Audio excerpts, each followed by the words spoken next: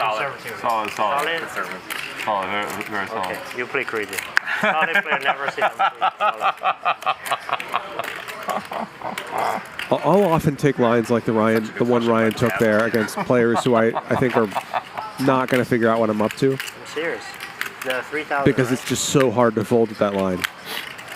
But once you start doing it to a player who 8,000. is able to figure out what's going on and is able to act on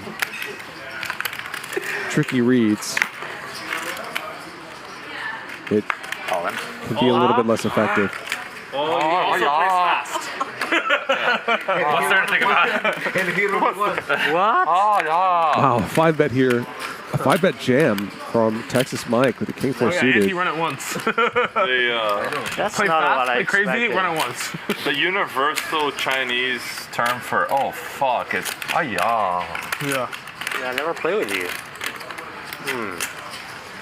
Ask him some questions. I don't know how to do that. You're a professor. Ask your students some questions. I don't know how to do that. I'll translate for you. No, anyone but you. What?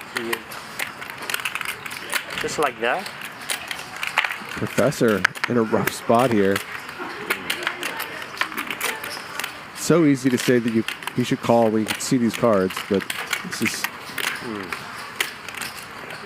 not an obvious call at all, especially if you don't know Mike is anything about welcoming Texas Professor Mike. to the game.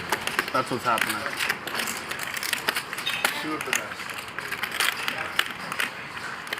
That gives me some hint. If you put him into my category, that gives me some hint. Call. Yeah.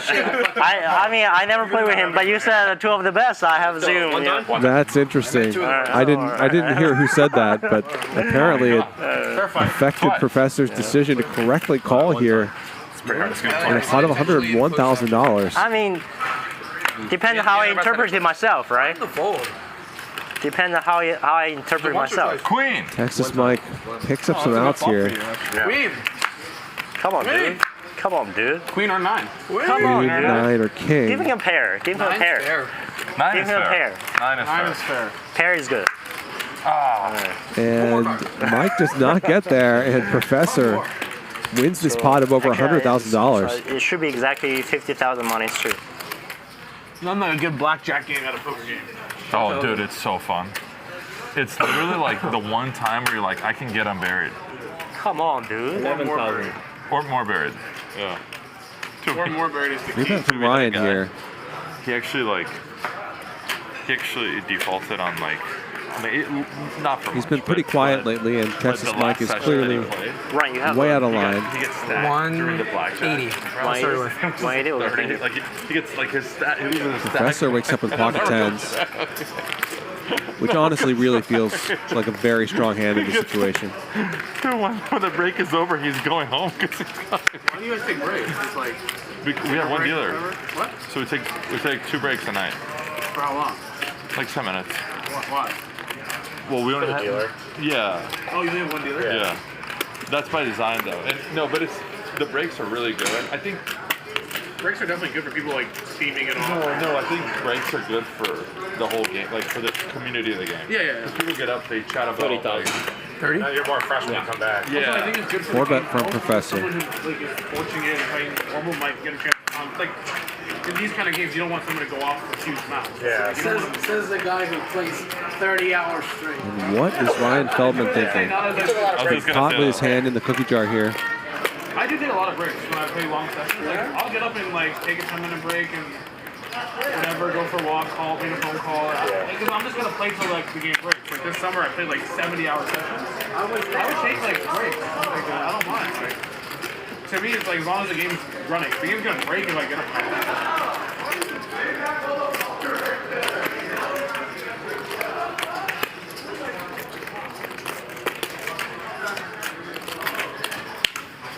Doing anything but folding here, facing no, but it's good for like the overall. cold 4-bet from camaraderie. Professor.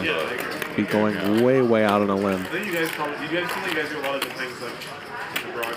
Yeah. In the private games, like good for Oh, winning dude. players, good for losing players, good for the Just environment. putting him on a Yeah. pure bluff.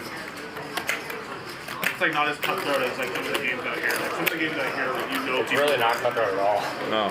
like there's some times when we're playing out here, like and like you can tell like a couple guys are like really going for the throw or whatever. And I'm not a huge fan of that. Like, No, there's a lot Oh, of boy. deals that like there's a lot of times like you have to use like dude like here like Oh I got boy, it, like, that's a fine. small 5 bet. And I played a game like I played I've never played it like that usually, but I was stuck at 57? It's so small. But, like, usually, like, I mean, I just don't see Professor folding anything here, really. I only did that with loose.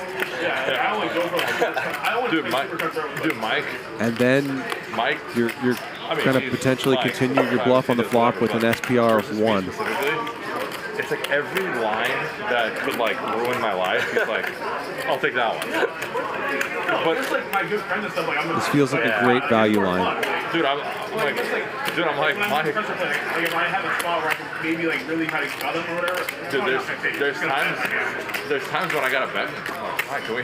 Please, come on, man. We'll be on the same team for once. What's going on? Ryan can be really perceptive But as a to be fair, player, Mike appreciates it because we play some but every once in a while he's got some moves like this. hood pop.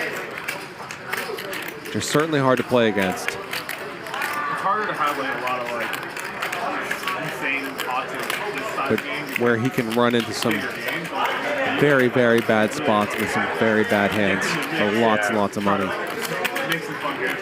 Yeah. These size games are just like gets expensive. So how much more do I have to call 27, right? It's 27 more. 27. Okay.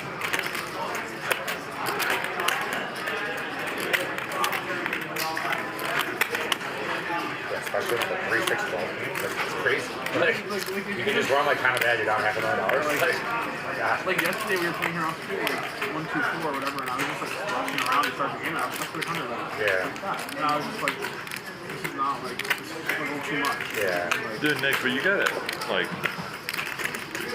Correct me if I'm wrong, because I don't play those stakes, but like a quarter 51 game, that's a fun game. Yeah. It's a friendly game.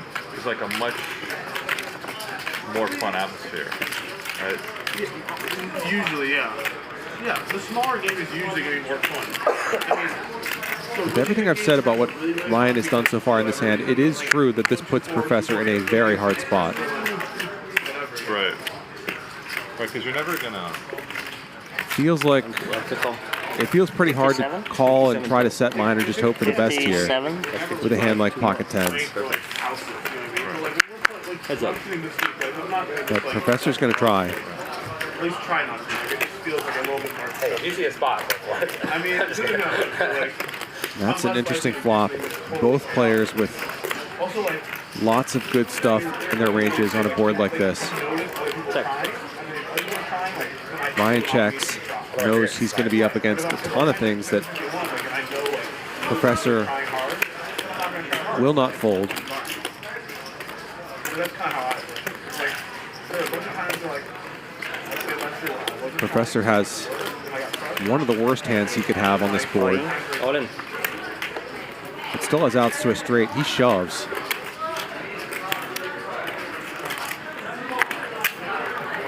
what do you have, Ryan? Wow. Ace 5? Brave shove by Professor. So stupid hands. Doesn't matter. I'm gonna see it anyway. So stupid. Is that the flop you were looking for? No, but then he'll take it. Sort of just turning his tens into a bluff. And hoping for the best with a straight draw. 5 bet. Ace 5? What a weird hand. It's king. Stupid flop. Ace King, you just check fold? No.